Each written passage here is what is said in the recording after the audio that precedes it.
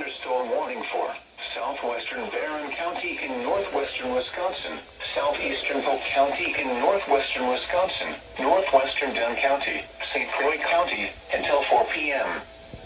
At 3:08 p.m., a severe thunderstorm was located 6 miles east of Star Prairie, or 23 miles northeast of River Falls, moving northeast at 55 miles per hour.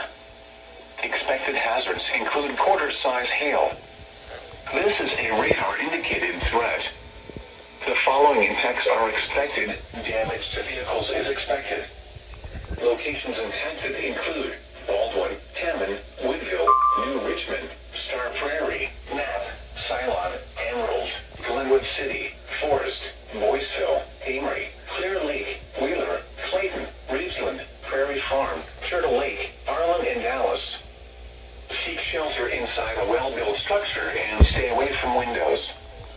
The storm is capable of producing large hail. Repeating, a severe thunderstorm warning has been issued until 4 p.m. for the following counties in Wisconsin: Barron, Dunn, Polk, and St. Croix.